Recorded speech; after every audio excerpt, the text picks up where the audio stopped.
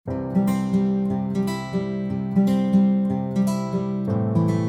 Dear student, आप सभी का स्वागत है हमारे प्यारे से चैनल चैंपियन एकेडमी मैथ्स में।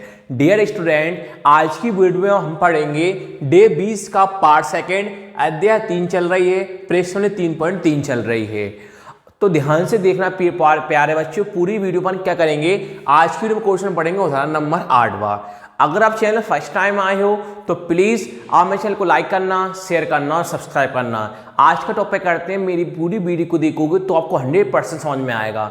अगर वीडियो स्किप करके देखोगे तो आपको कुछ भी समझ में नहीं आएगा। ध्यान से वीडियो पर आप बने रहें। देखो, जब भी इस प्रकार भाषा वाले प्रश्न आते हैं, ना, सबसे पहले आपको यह देखना होता है कि हमें x किसको मानना है, y किसको मानना है। तो प्रश्न को पढ़ के जब x मान लोगे और y मान लोगे, उसके बाद आपको बनाना पड़ता है दो रेखीय समीकरण एक बनाना पड़ता है। फिर इन दोनों रेखीय समीकरण को आप विलोपन विधि, प्रतिस्थापन विधि, डायरेक्ट विधि, किसी विधि से आप कर सकते हो। वहां से आपको x का मान और y का मान निकालना होता है। तो सबसे पहले हम प्रश्न को ये पढ़ेंगे, प्रश्न पढ़ के ये देखेंगे कि हमें x किसको मानना है और y किसको मानना है। प्रश्न पूरा आपको समझाऊंगा, फिर देखेंगे x और y हम किसको मानेंगे। अब देखो, आपसे क्या बोला, ध्यान से देखिए। दो व्यक्ति की आय का अनुपात 9:7 है। जी बीच में दो बिंदु दिखाई दे रहे, इनको अनुपात बोला जाता है। अनुपात भाग में हिस्से में बांट देते हैं। दो व्यक्ति आय का अनुपात, आय मतलब कमाना होता है। दो व्यक्ति कितना कमाते हैं, उनका अनुपात कितना है, 9:7 है। उनके खर्च का अनुपात, वो खर्च करते हैं, उसका अनुपात कौन है, 4:3 है।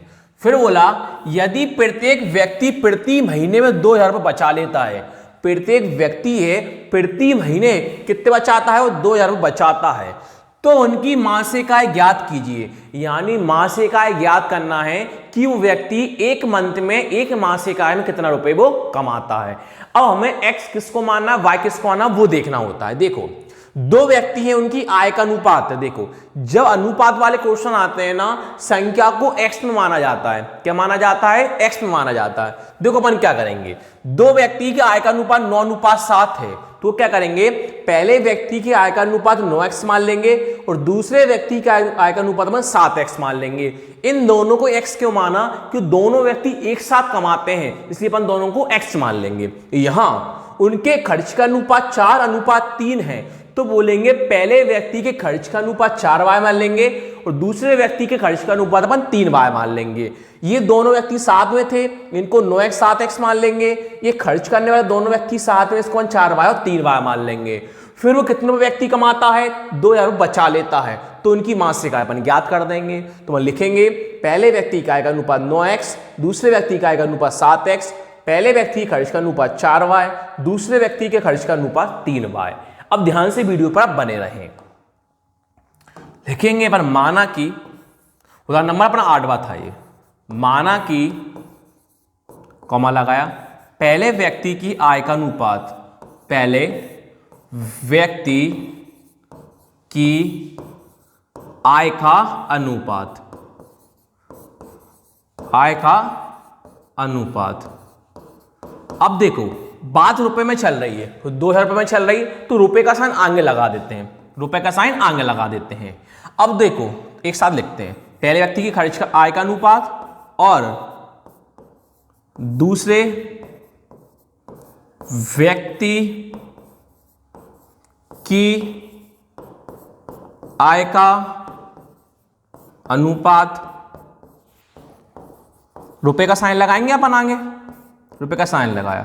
अब देखो, दोनों व्यक्ति की आय था कितना था, 9:7 था, तो पहले को मान लेंगे अपन 9x और दूसरे को मान लेंगे अपन 7x। तो दोनों व्यक्ति हो गए, दोनों व्यक्ति की आय का, पहले व्यक्ति का आय का 9x है, दूसरे व्यक्ति का आय का अनुपात 7x है।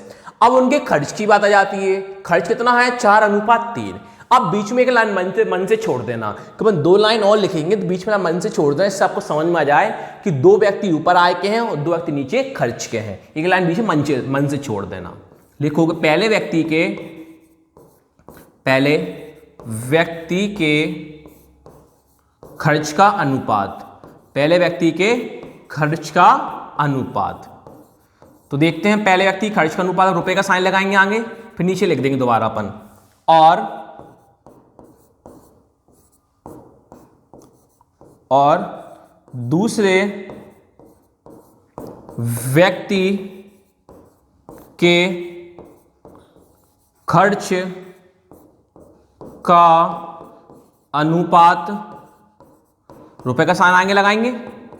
अब दोनों व्यक्ति खर्च का अनुपात, खर्च करते हैं 4 और 3, तो पहले को मान लेंगे 4y, दूसरे को मान लेंगे 3y। ये 4y हो गया और ये आपके पास 3y हो गया।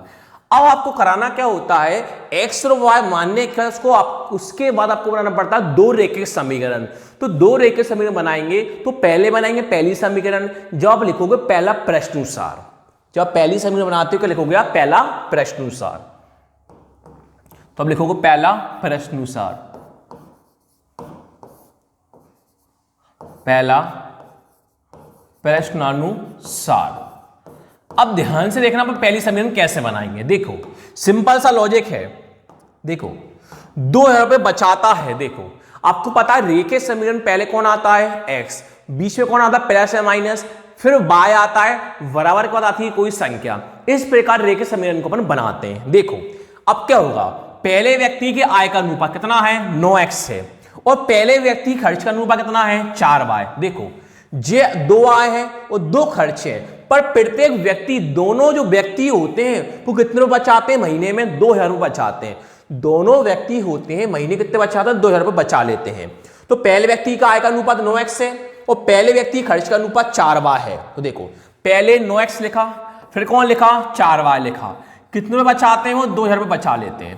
पूरा समझे, थोड़ा मेन पॉइंट यहीं से है कि बीच में प्लस माइनस कैसे लगाएंगे, थोड़ा 2 मिनट ध्यान से देखना आप। देखो पहले व्यक्ति खर्च का अनुपात 9x है, पहले व्यक्ति का आय का अनुपात 9x लिखा, पहले व्यक्ति के खर्च का अनुपात मैंने कौन लिखा, 4y लिखा, कितने रुपए बचाता है वो, 2000 रुपए बचाता है। अब देखो बीच में बताऊंगा पहले प्लस आगा माइनस का, 2 मिनट रखो। अब बनाएंगे दूसरी समीकरण, तो अब लिखो पुनः प्रश्नानुसार, पुनः दूसरा प्रश्नानुसार, पुनः दूसरा प्रश्नानुसार। अब देखो अब दूसरे में भी सेम वही होगा, क्या होगा कि अब दूसरे व्यक्ति के आय का अनुपात 7x है और दूसरे व्यक्ति खर्च का अनुपात 3y है, और सेम वही कितने बचाता है, 2000 बचाता है। 7x 3y और 2000, ये 7x ये 3y और ये 2000। अपने सिंपल करा क्या, इतना देखा, x के साथ y लिखा और 2000 रुपए लिखा, x के साथ y लिखा और 2000 रुपए लिखा। अब बात आती सर बीच में प्लस आएगा माइनस आएगा, इसको मान लेंगे पहले, इसको मान लेंगे दूसरी समीकरण। अब बात आती सर बीच में हम प्लस लगाएं माइनस लगाएं, ऐसा कहीं पर लिखा है क्या। अब मैं आपको समझाता हूं कि बीच में प्लस कैसे आएगा कि माइनस कौन आएगा, दोनों ध्यान से देखना आप। देखो ये क्या करता है, आय है, सॉरी ये क्या उसकी आय थी, और ये क्या था उसका खर्च था, और ये क्या करता है वो बचाता है, क्या करता है बचाता है। 3 व्यक्ति की बात चल रही है, आय की, खर्च की और बचाता है। अब देखो मैंने एग्जांपल लिया, ये आय है ठीक है, और ये खर्च था, ये अपने पास आय थी शुरू में और ये अपने पास खर्च था, और ये अपने पास क्या था, बचाना था। तो 3 व्यक्ति ऐसे ही थे, ये आय, खर्च और बचाना। अब एक बात देखो ध्यान से, कोई व्यक्ति 100 रुपए कमाता है, कितने रुपए कमाता है, पर बात कर रहे हैं बीच में प्लस आएगा माइनस आएगा। एग्जांपल दिया, उदाहरण दिया मैंने आप सभी के लिए, कोई व्यक्ति 100 रुपए कमाता है, उसने 20 रुपए खर्च कर दिए, 100 रुपए कमाता है, 20 रुपए खर्च कर दिए, तो उसके पास ये बताओ खर्च करने के बाद रुपए को जोड़ेंगे या घटाएंगे। आय 100 रुपए है, 20 खर्च कर दिए, तो 100 प्लस 20 120 होगा, या 100 माइनस 20 80 होगा। तो आप बोल लोगे कि 80 होगा कि 100 रुपए कमाता है, 20 रुपए खर्च करता है, तो उसके बाद कितने बचेंगे, 80 रुपए बचेंगे।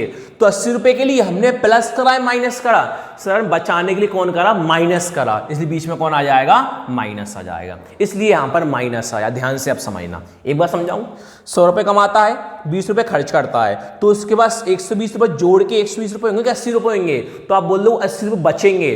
तो 80 रुपए बचाने के लिए हमने प्लस करा माइनस करा, सर माइनस करा, इसलिए दोनों तरफ कौन आ जाएगा, माइनस आ जाएगा। अब आपके पहली समीकरण भी आ गई, दूसरी समीकरण भी आ गई। अब दोनों समीकरण को आप किसी विधि से आसानी से आप हल कर सकते हो। तो आप लिखोगे समीकरण, एक बार समीकरण 2 से, समीकरण एक व समीकरण 2 से। अब देखते हैं आपके पास समीकरण 1 कौन आई, वो लिख दोगे आप पीछे देख के। आपके पास समीकरण 1 होगी 9x माइनस 4y बराबर 2000, ये समीकरण 1 है आपके पास। 9x माइनस का 4y बराबर 2000, ये आपके पास समीकरण 1 है। अब दूसरी आपके पास क्या है, दूसरी आपके पास है, क्या माइनस था ना, दूसरी आपके पास है 7x माइनस 3y बराबर 2000। 7x माइनस का 3y बराबर 2000। अब देखो इसमें पहले देखते हैं डायरेक्ट विधि। डायरेक्ट विधि कब देखते हैं, या दोनों x सेम हो या दोनों फिर y सेम हो। शायद डायरेक्ट विधि यहां नहीं लग रही, क्यों नहीं लग रही, क्योंकि x x सेम नहीं है, ऊपर संख्या कितनी है 9 है, नीचे कौन है 7 है, दोनों x कैसे अलग अलग है। न y सेम है, ऊपर संख्या कौन है 4 है, नीचे संख्या कौन है 3 है, न y सेम है। अब लगाना पड़ेगा विलोपन विधि। तो विलोपन विधि आपने बहुत अच्छे सीखा होगा। विलोपन विधि में करते क्या है, अपन को आगे वाले दोनों x को सेम लाना पड़ता है। विलोपन विधि में करते क्या है, दोनों आगे वाले को x लाना पड़ता है। तो दोनों वाले x को कैसे करते हैं, इन दोनों में ऐसा इंटू करते हैं इससे दोनों आपस में क्या हो जाए, x के सेम हो जाए। अब वो करते क्या है, जो संख्या ऊपर होती है उसका इंटू नीचे करते हैं, जो संख्या नीचे होती है उसका इंटू पर ऊपर कर देते हैं। यहां विलोपन विधि कर रहे हैं तो साइड में लिख देना विलोपन विधि के द्वारा, या बीच में लिख देना विलोपन विधि के द्वारा, या साइड में लिख देना विलोपन विधि के द्वारा, कहीं भी लिख देना विलोपन विधि के द्वारा, तो विलोपन विधि के द्वारा अपन ये कर रहे हैं। अब विलोपन विधि में करते क्या है, जो संख्या ऊपर होती है वो नीचे लिखी जाती है। ऊपर कौन है 9 है तो इंटू में कौन लिख देना 9 लिख देना, नीचे संख्या कौन है 7 है तो ऊपर इंटू में 7 लिख देना। विलोपन विधि में केवल इतना सा करते हैं, जो संख्या ऊपर 9 थी वो नीचे इंटू 9 लिखा, जो संख्या नीचे 7 थी वो इंटू में 7 लिखा। अब आप क्या करोगे, समीकरण 1 में 7 से गुणा कर दोगे और समीकरण 2 में आप 9 से गुणा कर दोगे। उससे पहले आपको लाइन लिखना पड़ेगा कि समीकरण 1 में, समीकरण 1 में, तो हम समीकरण 1 में किससे गुणा कर रहे हैं 7 से कर रहे हैं, और समीकरण 2 में, और समीकरण जो 2 है समीकरण 2 में किससे गुणा कर रहे हो 9 से, 9 से गुणा करने पर, 9 से गुणा करने पर। तो केवल इतना सा काम करा, समीकरण 1 में आपने 7 से गुणा कर दिया और समीकरण 2 में आपने 9 से गुणा करने पर। अब आप क्या करोगे, एक का समीकरण 1 में 7 से गुणा कर दोगे और 2 में आप 9 से गुणा कर दोगे। कैसे करोगे ध्यान से आप देखना। देखिए 7 का इंटू 9x में करते हैं, 7 इंटू 9x कितना होता है 63x होता है, माइनस का माइनस। अब 7 का इंटू 4y में करोगे तो 7 इंटू 4y कितना होता है 28y होता है, बराबर का बराबर। इसी प्रकार 7 का इंटू 2000 में करोगे तो 7 इंटू 2000 कितना होता है 14000 होता है। अब आपने 7 का इंटू सभी में करा, इसी प्रकार आपका 9 का इंटू आपको सभी में करना है। 9 का इंटू 7x में करते हैं, 9 इंटू 7x कितना होता है 63x होता है, माइनस का माइनस। अब 9 का इंटू 3y में करना है, 9 इंटू 3y कितना होता है 27y, बराबर का बराबर।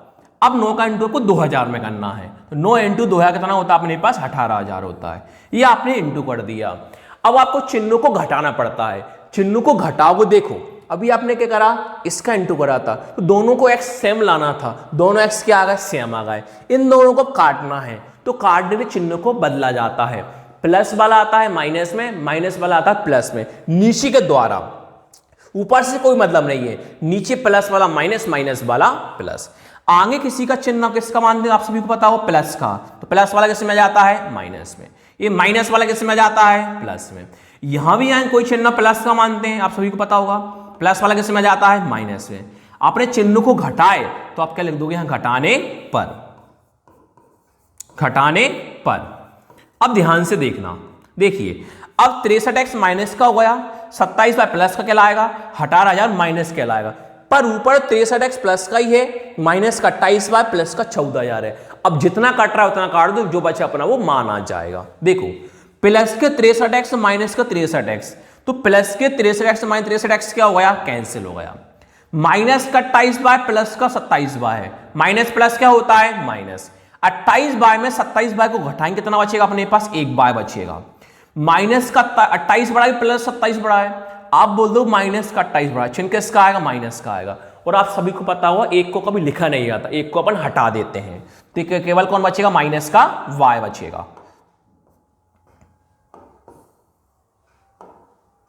माइनस का y बचेगा।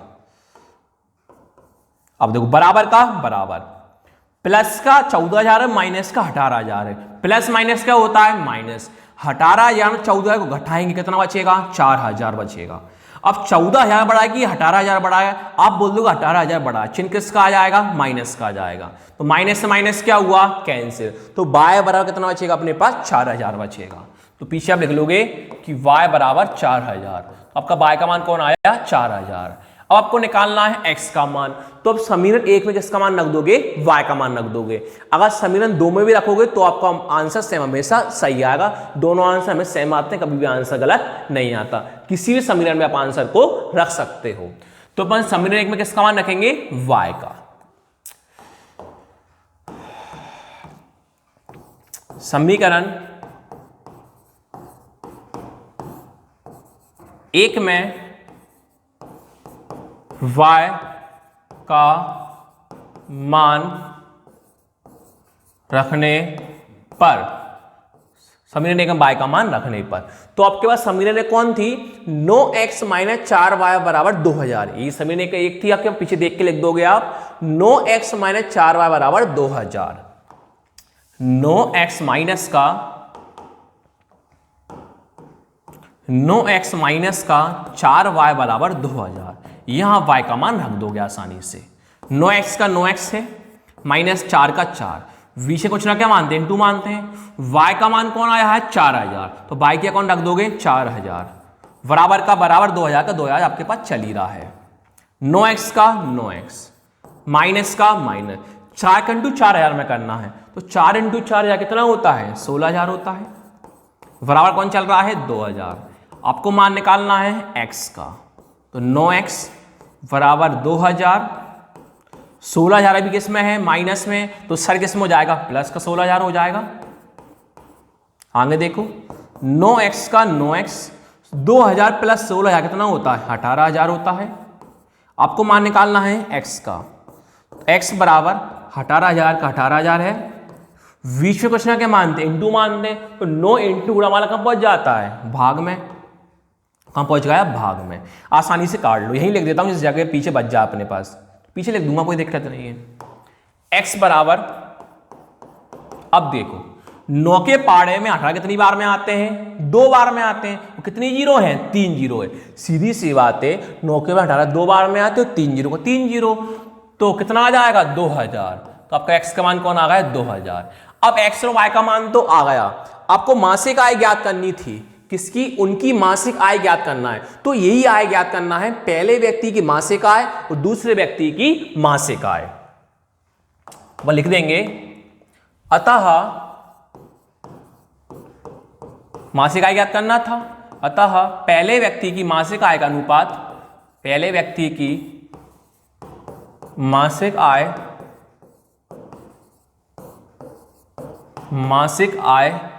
का अनुपात बराबर, आपने पहले व्यक्ति की मासिक आय कौन माना था, आपने पहले व्यक्ति की मासिक आय 9x माना था। कौन माना था आपने, 9x। तो कौन लिख दोगे आप, रुपए में 9x। यहां पे x का मान रख दोगे, रुपए का रुपए साइन लगाया, 9 का 9 लिखा, कुछ ना बीच में क्या मानते हैं, इनटू मानते हैं। x का मान कौन आया है, 2000, तो x ये कौन लिख दोगे, 2000। तो अब 9 का इंटू किस में करोगे, 2000 में, 9 इंटू 2000 कितना होता है, 18,000। यानी पहले व्यक्ति की मासिक आय का अनुपात कितना आया, 18,000। अब दूसरे व्यक्ति का निकालना आपको इसी प्रकार, और दूसरे व्यक्ति की मासिक आय का अनुपात, मासिक आय का अनुपात। अब दूसरे व्यक्ति की मासिक आय कौन माना रुपए में, आपने वो माना था अपना 7x। कौन माना, 7x, तो कौन लिख देंगे अपन, 7x। यहाँ x का मान रख दो, रुपए का साइन लगाया, 7 का 7, कुछ ना बीच में क्या मानते, इनटू। x का मान कौन था, 2000, तो x ये कौन लग दोगे, 2000, रुपए का साइन लगाओ, 7 का इंटू 2000 कितना होता है 14,000। यानी पहले व्यक्ति की मासिक आय 18,000 है, दूसरे व्यक्ति की मासिक आय 14,000 है। इस प्रकार अपना क्वेश्चन का आंसर आ गया है।